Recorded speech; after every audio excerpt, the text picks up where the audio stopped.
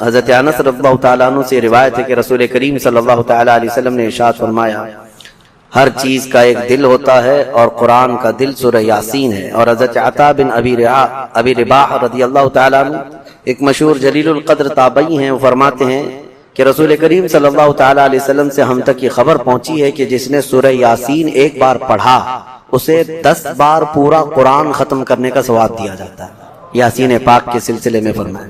اور اس کے علاوہ حضرت معقل بن یسار رضی اللہ تعالیٰ عنہ یہ بھی روایت کرتے ہیں کہ نبی پاک صلی اللہ تعالیٰ علیہ وسلم نے ارشاد فرمایا کہ جس نے صرف اللہ کی رضا کے لیے سورہ یاسین شریف پڑھی اللہ تعالیٰ اس کے شروع کے گناہ صغیرہ اور کبیرہ معاف فرما دیتا ہے۔ صرف اللہ کی رضا کے لیے سورہ یاسین پڑھے۔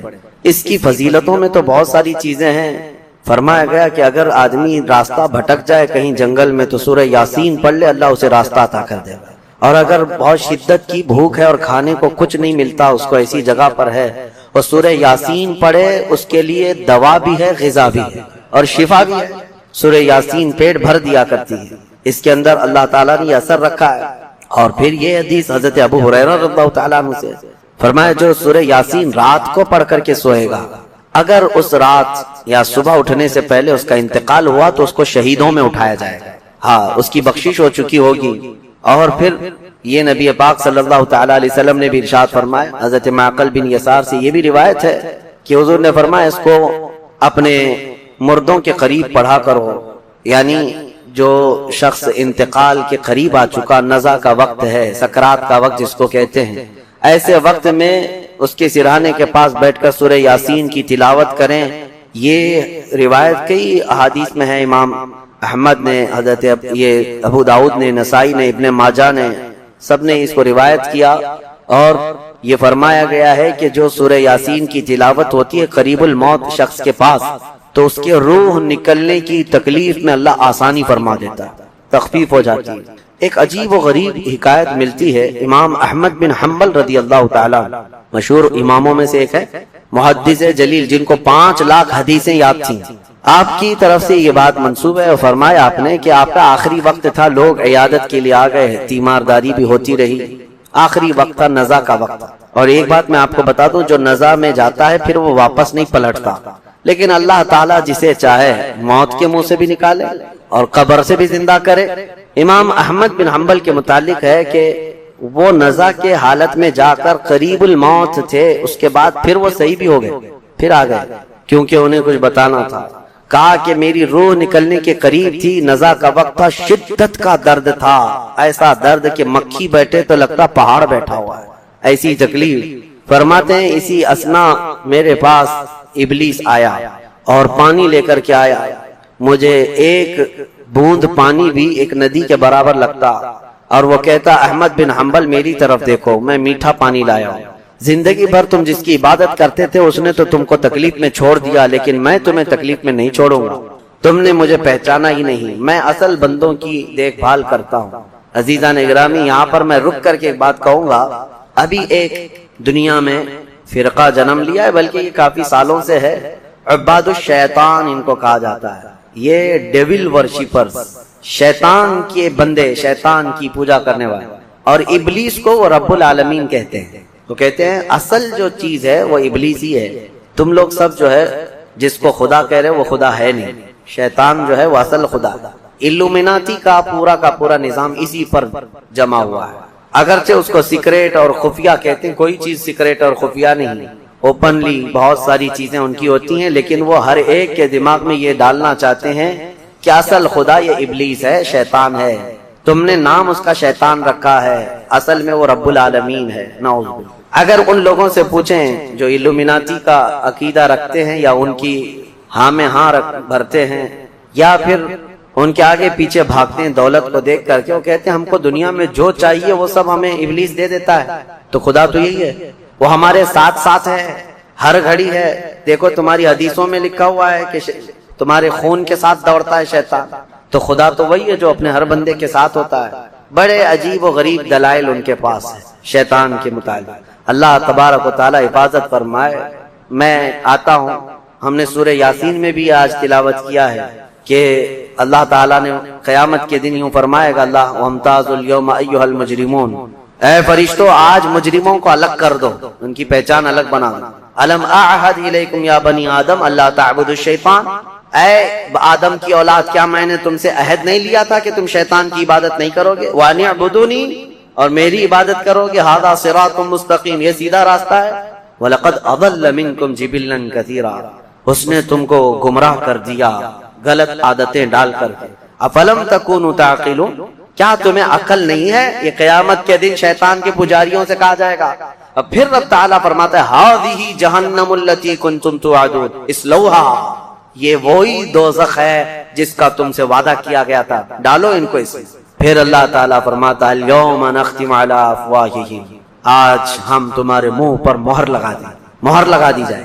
تُكَلِّمُنَا أَيْدِيهِمْ وَتَشْهَدُ أَرْجُلُهُمْ بِمَا كَانُوا يَكْسِبُونَ، تمہارے ہاتھ ہم سے بات کریں گے، تمہارے پیر گواہی دیں گے تم کیا کیا کرتے تھے۔ قیامت کا منظر ہے سورہ یاسین میں۔ میں جو بات عرض کر رہا تھا وہ ادھوری نہ رہ جائے۔ امام احمد بن حنبل کی موت کا وقت تھا، وہ کہتے ہیں شیطان آ گیا، ابلیس کہنے لگا میری طرف دیکھو، میں تمہارا اصل رب ہوں، میں تمہیں تکلیف میں نہیں چھوڑ سکتا، فلاں فلاں فلاں۔ کہتے ہیں میں عجیب کشمکش میں تھا کہ اس کے ہاتھ سے پانی لے لوں، مجھے مصیبت میں اس حالت میں یہ مدد کے لیے آئے، کیا کروں کیا کروں۔ گمراہی نزع کے وقت بڑے بڑے لوگوں کا ایمان چلا جاتا ہے۔ امام احمد بن حنبل کہتے ہیں بچنا تو چاہ رہا تھا لیکن میری طاقت نہیں تھی کہ اس کو بھگاؤں کسی طرح۔ اچانک ایک خوبصورت نوجوان آیا سفید لباس میں، آتے ہی اس نے گھونسے مارنا شروع کیا ابلیس کو، اور ابلیس اتنی تیز بھاگا کہ پیٹ پھیر کر بھاگتا چلا گیا۔ امام احمد بن حنبل کہتے ہیں میں اس نوجوان سے پوچھا کہ تو مجھے ابلیس سے بچا دیا اس وقت نزع کے وقت میں، تو کون ہے؟ اس نوجوان نے کہا میں سورہ یاسین ہوں جس کی تم روزانہ تلاوت کرتے ہو، تم روزانہ جو مجھ کو تلاوت کرتے ہو میں وہ سورہ یاسین ہوں۔ نزع کے وقت سورہ یاسین ایمان کی حفاظت کرے گا، یہاں تک کہ قیامت کے دن اپنے پڑھنے والے کی یہ سفارش کرے گا اللہ کی بارگاہ کہ اللہ یہ میری تلاوت کرتا تھا، اس کی بخشش فرما۔ اور ایک حدیث یہ بھی ہے جس نے صبح کے وقت دن کے شروع کے وقت میں سورہ یاسین پڑھ لیا، حضور صلی اللہ علیہ وسلم فرماتے ہیں اللہ تعالیٰ اس کو دنیاوی بلاؤں سے آفتوں سے محفوظ فرما، وہ دن اس کا محفوظ ہو گیا۔ عادت یہ ڈالو فجر کے بعد سورہ یاسین شریف کی تلاوت ہو جائے۔ سورہ یاسین میں بہت اہم پیغامات ہیں، اللہ کریم نے نظام کائنات اس میں بیان کیا ہے، انبیاء کرام کے معاملات بیان کیے، اور اس کے بعد یہ قیامت کا منظر بھی اللہ نے فرمایا، جنتیوں کا بھی حال، دوزخیوں کا حال بھی بیان کیا۔ اولئک اصحاب الجنت، یعنی جنت والے جو ہیں ان کانت الا صیحۃ واحدۃ فاذا هم خامدون، یہاں سے اللہ تبارک و تعالی نے ان لوگوں کا بھی ذکر فرمایا جن کے پاس رسول آئے اور انہوں نے جھٹلا دیا۔ یا حسرۃ علی العباد ما یاتیہم من رسول الا کانوا بہ یستہزئون، یہ بندوں پر بڑا افسوس ہے کہ جب کبھی ان کے پاس کوئی رسول آتا تو مذاق اڑاتے تھے۔ اور اللہ تعالیٰ فرماتا ہے وَكَمْ أَهْلَكْنَا قَبْلَهُمْ مِنَ الْقُرُونِ، حضرت سارہ اور حضرت ہاجرہ میں دونوں تو حضرت ابراہیم علیہ السلام کی بیویاں تھیں، لیکن جب حضرت ہاجرہ کو بیٹا ہو گیا اور حضرت سارہ کو نہیں ہوا، انسانی فطرت کا تقاضا ہے کچھ نہ کچھ باتیں دل میں آ جاتی ہیں، تو اللہ کا حکم ہوا اے ابراہیم تم اپنی بیوی ہاجرہ اور اپنے بیٹے اسماعیل کو لے اور مکہ مکرمہ چلے جاؤ۔ مکہ میں کوئی آبادی نہیں تھی، یہ حضرت ابراہیم علیہ السلام فلسطین میں رہتے تھے، اس وقت مصر تھا۔ جب مکہ مکرمہ میں آئے خانہ کعبہ کے قریب حضرت ہاجرہ حضرت اسماعیل کو چھوڑ دیا، کچھ زیادہ رات جو ساتھ میں تھا وہ کھانا توشہ دے دیا اور کہا مجھے اللہ کا حکم ہے میں جا رہا ہوں۔ واپس چلے گئے اپنی بیوی اور چھوٹے 6 مہینے کے بچے کو۔ یہی تو یادگاریں ہیں حضرت ہاجرہ کے پاس، جب کھانا پانی سب ختم ہوا تو وہ اپنے بیٹے کی پیاس کے لیے پانی ڈھونڈنے نکلی، پھر صفا مروہ پہاڑیوں پر دوڑتی رہی 7 چکر، پھر اسماعیل علیہ السلام کے قدموں کے نیچے سے زمزم پانی کا یہ چشمہ نکلا۔ اور یہ جو تاریخ ہے اس کے بعد پھر حضرت ابراہیم علیہ السلام لوٹ آئے جب اسماعیل علیہ السلام جوان ہو چکے تھے۔ اب اللہ تعالیٰ نے حکم فرمایا اے ابراہیم تم اپنے بیٹے کی قربانی دے دو۔ ایک تو 100 سال کے بعد بیٹا دیا گیا ہے، لیکن اللہ تعالیٰ فرماتا ہے کہ تم اس کو اللہ کی راہ میں قربان کرو۔ نبی کا خواب سچا خواب ہوتا ہے، عام لوگوں کی طرح نہیں۔ اسماعیل علیہ السلام کو انہوں نے بلایا، وہ پورا واقعہ اللہ نے اس میں ذکر فرمایا۔ ارشاد فرماتے ہیں انی ارا فی المنام انی اذبحک، بیٹا میں نے خواب میں دیکھا ہے کہ میں تجھے ذبح کر رہا ہوں، اللہ کے نام پر قربان کرنا۔ فانظر ماذا ترى، بتا کیا کرنا چاہیے۔ مشورہ ہے باپ کس سے؟ بیٹے سے۔ قال یا ابت افعل ما تؤمر، ستجدنی انشاءاللہ من الصابرین۔ اسماعیل علیہ السلام چھوٹے ہیں اور عرض کرتے ہیں ابا جان آپ کو جس چیز کا حکم دیا گیا ہے وہ کر گزریے، انشاءاللہ آپ مجھے صبر کرنے والا پائیں گے۔ بیٹا یہ نہیں ہے کہ بھاگ جائے کہ باپ میرا چھری لے کے بیٹھا ہے، اللہ کے نبی، اور اس کے بعد لے کر کے چلے حضرت ابراہیم علیہ السلام۔ پہلے تو یہ روایت میں ہے کہ انہوں نے 100 اونٹ ذبح کیے اس خواب کے لیے، دوسرے دن بھی 100 اونٹ ذبح کیے، پھر یہی حکم آیا تو تیسرے دن اسماعیل علیہ السلام کو لے کر کے آئے مینا کی وادیوں کے پاس، اور وہاں جب پہنچنے لگے حضرت ہاجرہ بھی تھی پیچھے پیچھے۔ ابلیس آیا، شیطان آیا، ابراہیم علیہ السلام سے کہنے لگا اتنے سالوں بعد تو بیٹا ہوا اور تم ذبح کرنے لے جا رہے ہو، تمہیں ہو سکتا ہے وہم ہو، چھوڑ دو اس کو، پھر تمہیں بچہ نہیں ہو سکتا۔ تب حضرت ابراہیم علیہ السلام نے زمین سے 7 کنکریاں اٹھائی اور اس کو دے مارا اور کہا یہ اللہ کا حکم ہے، اللہ کا حکم ہے، اور میرے رب تبارک تعالیٰ کے حکم کے آگے میں کسی کے لیے کوئی رعایت نہیں رکھتا۔ وہ حضرت ہاجرہ کو بہکایا کہ تمہارے بیٹے کو تمہارے شوہر ذبح کرنے لے جا رہے ہیں۔ حضرت ہاجرہ نے کہا مجھے معلوم ہے وہ اللہ کے حکم سے کر رہے ہیں، اور اگر اللہ کا حکم ہے تو ایسے 100 بیٹے اسماعیل بھی ملے میں سب قربان کروں۔ ماں بھی تھی، انہوں نے بھی کنکریاں ماری ابلیس کو۔ آخری حضرت اسماعیل علیہ السلام کے پاس آیا، کہا تجھے پتا ہے تیرے باپ کیسے تجھے کاٹیں گے، کیسے ذبح کریں گے؟ حضرت اسماعیل علیہ السلام نے کہا ابلیس، کنکریاں ماری اور کہا میرے باپ عام آدمی نہیں، اللہ کے نبی ہیں، وہ جو کرتے ہیں وہ اپنی مرضی سے نہیں اللہ کے حکم سے کرتے ہیں۔ سب جگہ سے مایوس گیا ابلیس لعین۔ آج بھی وہاں 3 پتھروں کو جو حاجی کنکریاں مارتے ہیں وہ انہی بزرگوں کی نشانی ہے، انہی 3 بزرگوں کی نشانی ہے۔ اب جب لٹایا حضرت ابراہیم علیہ السلام نے تو کس طریقے سے اسماعیل علیہ السلام خود عرض کرتے ہیں کہ ابا جان اپنی آنکھوں پر پٹی ڈال لیجیے آپ، کہ مجھے کاٹتے ہوئے دیکھ کر، خون دیکھ کر باپ کی محبت غالب نہ آ جائے اور کہیں آپ اللہ کے حکم کے خلاف نہ ہو جائے، آپ چھری روک لیں، آپ آنکھوں پہ پٹی ڈال لیں اور میرے ہاتھ پیر کو رسی سے باندھ دیں کہ میں تڑپتا نہ دیکھیں آپ۔ ایسے ہی ہوا، حضرت ابراہیم علیہ السلام نے پٹی ڈال لی آنکھ پر اور ان کے ہاتھ پیر باندھ دیے گئے۔ یہ ذبح کرنے کا وقت ہے۔ بھلا کیا رب تبارک و تعالیٰ بھی کسی کے عزیز کو ذبح کرنے کا حکم اس طرح دے گا؟ یہ تو امتحان تھا، امتحان تھا۔ حضرت ابراہیم علیہ السلام گردن پر چھری رکھتے ہیں لیکن وہ چھری چلتی نہیں، بڑی تیز چھری لائی تھی، چھری نہیں چلتی۔ روایات میں ملتا ہے کہ حضرت ابراہیم علیہ السلام نے اس چھری کو پتھر پر یوں مارا تو پتھر 2 ٹکڑے ہو گئے، کٹ کے 2 ٹکڑے ہو گئے، لیکن گلا نرم و نازک اس چھری سے نہیں کٹتا۔ ایک بات یاد رکھو مسلمانوں، ہمیشہ چھری کی تاثیر ہے کاٹنا، آگ کی تاثیر ہے جلانا، لیکن ہمیشہ ایک بات یاد رکھیں، چھری کاٹے گی بھی، آگ جلائے گی بھی اس وقت جب اللہ کی مرضی ہو۔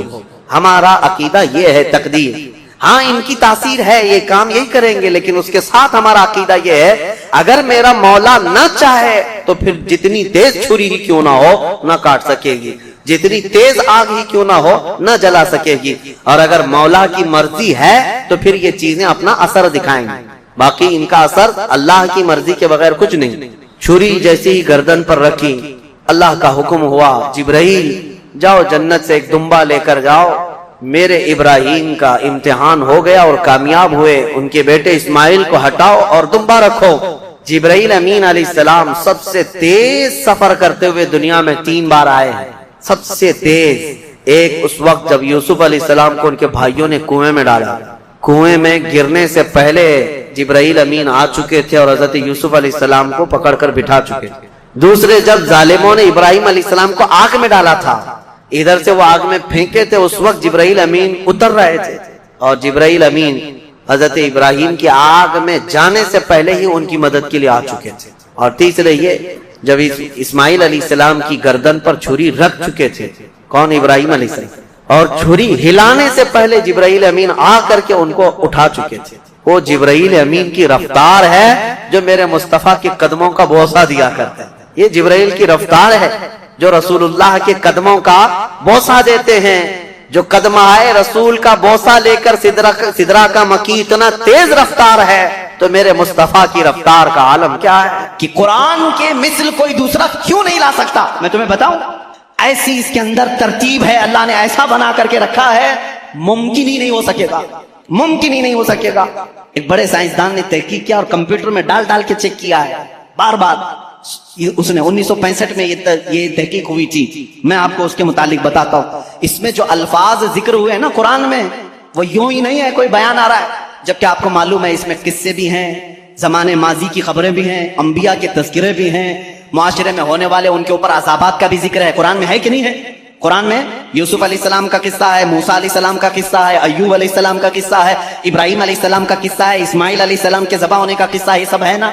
ये कुछ किस्से बयान किए जा रहे हैं और अल्लाह ताला ने कुछ चीजों की फजीलत बयान की, कुछ हलाल बयान किए, कुछ हराम बयान किए। हराम चीजें क्या क्या हैं, हलाल चीजें क्या क्या हैं, तुम्हें करना क्या है, नहीं करना क्या है, ये पूरा टॉपिक है कुरान का। लेकिन इसमें जो भी वर्ड यूज हुआ है ना, वो पूरा का पूरा हिसाब के कैलकुलेशन से फिट बैठता है। कैलकुलेशन उठाओ और मैं आपको बताता हूं, दुनिया का इल्म रखने वाले जानते हैं पूरी रुए जमीन पर खुश्की कितनी है और तरी कितनी है, पानी कितना है और जमीन कितनी है, सबको मालूम है। या नहीं मालूम है तो सुनो, साइंस ये कहता है कि 70% पानी है और 30% क्या है, जमीन है, खुश्की है। यही है तकरीबन तहकीक सबकी यही है। कुरान पाक में 2 लफ्ज आए हैं, अलबर का मतलब होता है सूखा और अलबहर का मतलब होता है समंदर। अलबर लफ्ज, ये लफ्ज अल्लाह ने 13 मरतबा पूरे कुरान में बयान किया। अलबहर ये तकरीबन 32 मरतबा आया। ये हो सकता है मैं हिसाब करूंगा तो अब कुछ लोग सो जाएंगे, लेकिन कुरान में बयान कर रहा हूं। आज याद रखना, आज मैं चैलेंज करके जा रहा हूं, कोई इसको तोड़ सके तो तोड़ दे, आ जाए कोई भी। बर का जिक्र 13 मरतबा, बहर का जिक्र 32 मरतबा, दोनों को मिलाएं तो 45 होता है। जल्दी जल्दी हिसाब करना, टाइम बहुत कम, बार रोकने वाले भी। तो ये दोनों 45 होते हैं। 100% अगर कायनात है, 100% अगर पूरी दुनिया है तो 100 का परसेंटेज निकालो 45 में से, 45 रखो और उसके बाद 32। 100% का 45 दोनों मिला के 45 हुआ, उसके बाद परसेंटेज पहले 32 निकालोगे, उसके जवाब में तुम्हारा कैलकुलेशन देगा 70 और 13 है ना। ये बर का जिक्र, सूखाई का जिक्र 13 है। 13 को भी 100 इंटू 45 इंटू ये परसेंटेज निकालोगे, 13 डालो, वहां पर आप जब देखोगे तो 29.9 आता है।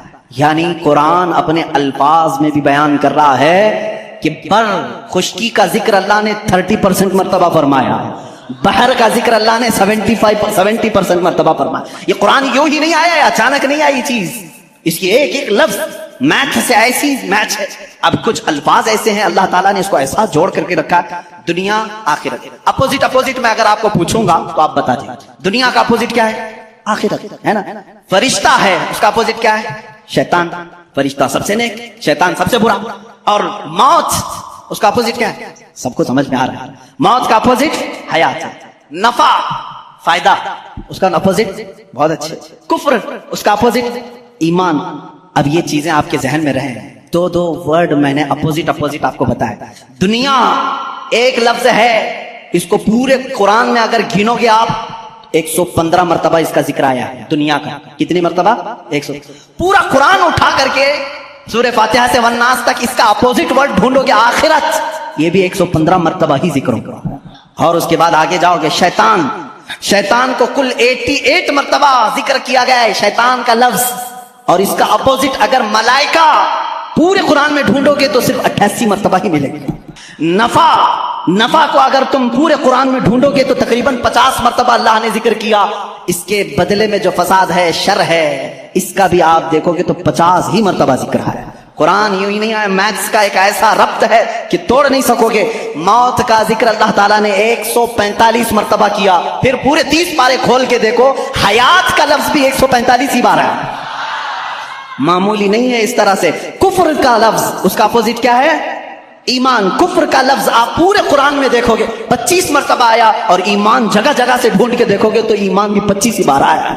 इतना ही नहीं, आपको अरबी के 2 लफ्ज मैं आपको बताऊं, एक शहर है, एक यौम है। शहर है, यौम है। तर्जुमा याद रखना, शहर किसको कहते हैं, महीने को। किसको, शहर किसको कहते हैं, महीने। यौम किसे कहते हैं, दिन को। तकरीबन याद रहना चाहिए, शहर महीने को और यौम दिन को। अब आओ कुरान में देखो ये कितनी बार यूज हुए। लफ्ज शहर पूरे कुरान में 12 ही बार यूज हुआ। कितनी बार, इसका मतलब क्या है, महीने कितने होते हैं, कभी 13 सुना किसी भी, कभी 11 सुना, لفظ شہر پورے قرآن میں اللہ نے جہاں جہاں بھی استعمال فرمایا کتنی بار آیا ہے؟ 12 بار. اور لفظ یوم پہلے پارے سے لے کر 30ویں پارے تک 360 مرتبہ آیا ہے. ایک بھی کم یا ایک بھی زیادہ نہیں آیا. یوم، لفظ یوم. اس لیے کہ اسلامی منث جو ہوتے ہیں محرم، صفر، ربیع الاول، ربیع الاخر، اس چاند کے اعتبار سے چلتے ہیں. انگریزی مہینے 365 کے ہوتے ہیں، اسلامی مہینے 360 کے ہوتے ہیں. اور اللہ تعالیٰ نے پورے قرآن میں یوم بھی 360 مرتبہ. اب ایک اور بتا دوں تمہیں کھیر کر کے، 19 کا پہاڑا اگر آتا ہو تو بہت اچھا ہوگا، بھول گئے ہوں گے تو پھر یاد کر لیں. اللہ تعالیٰ نے سب سے پہلے آیت کون سی نازل کی؟ میں شروع میں بتا چکا. کون سی؟ اقرا بسم ربک الذی خلق. میں بڑے مؤدبانہ گزارش کروں گا ہمارے جماعت کے اراکین، معزز اراکین، ملا بڑا والے بہت الحمدللہ محنت کر رہے ہیں، خدمت کر رہے ہیں. تھوڑی دیر آج باہر سنبھال لیں، میں اپنی گفتگو کو سمیٹوں گا. اللہ ان کو بہت جزا عطا فرمائے، بہت جزا عطا فرمائے. قرآن کو چھوڑ کر ہٹنے کا دل بھی نہیں کرتا ہے. میرے عزیزو، اللہ تعالیٰ نے جو آیت سب سے پہلے نازل فرمائی وہ کیا ہے؟ اقرا بسم ربک الذی خلق. اور سب سے آخر میں کیا نازل فرمائی؟ اذا جاء نصر اللہ والفتح. یہ دونوں صورتیں ذہن میں ہیں. اب ایک دیکھو، سورہ مدثر میں ایک آیت آئی ہے علیہا 19. اللہ نے ایک لفظ ایسا فرمایا، اس کا ترجمہ اکثر آج تک لوگوں نے الگ الگ کیا، لیکن کسی کو حقیقت اس کی معلوم نہیں. اللہ نے فرمایا اس پر 19 ہیں. کس پر 19 ہیں؟ سورہ مدثر میں آپ جائیں گے 29ویں پارے میں اللہ نے فرمایا اس پر 19 ہیں. کچھ لوگوں نے تفسیر میں کہا 19 فرشتے ہیں جو جہنم کو سنبھالیں، کچھ نے کہا 19 فرشتے ہیں جو عرش کو اٹھائیں، کچھ نے کہا 19 فرشتے ہیں جو آسمان سے اترتے ہیں. الگ الگ تفسیر ہے. 19 کیا ہے یہ معلوم نہیں. تو ایک محقق نے 19 کا ورڈ قرآن میں ڈھونڈنا شروع کیا. کیا کیا ڈھونڈ کر کے نکالا. اللہ اللہ ان کو بھی اللہ جزا عطا کرے. 19 کا لفظ یوں ہی نہیں آیا قرآن. اللہ تعالیٰ نے اس کو فرمایا یہ محافظت، حفاظت کرنے والی چیز کے لیے 19 کا لفظ آیا ہے کہ 19 حفاظت کرنے والے ہیں. کیا ہے معلوم نہیں. اب میں آپ کو بتاؤں، پورے قرآن کی سورتوں کے شروع میں بسم اللہ الرحمن الرحیم ہے بسم اللہ الرحمن الرحیم. اور اس کو کہا گیا ہے یہ ہر سورے کی چابی ہے اور چابی سے ہی حفاظت ہوتی ہے. اب آؤ بسم اللہ کو اگر توڑ کر کے اس کے حروف گنو، با سین میم الف لام لام ہا الف لام را ہا میم نون الف لام را ہا یا میم، کل جوڑو گے تو یہ 19 ہی نکلتے ہیں. بسم اللہ الرحمن الرحیم میں 19 حرف آئے ہیں. کتنے آئے؟ 19 حرف آئے ہیں. اب اتنا ہی نہیں، یہ چابی ہے ہر سورے کی. اللہ نے صرف اتنا فرمایا تھا اس پر 19 ہیں حفاظت کرنے والے. کیا ہیں؟ ابھی ڈھونڈتے جاؤ، ابھی ڈھونڈتے جاؤ. 19 اور ملے گا تمہیں. بسم اللہ الرحمن الرحیم اس کے پورے کل حروف کتنے ہیں؟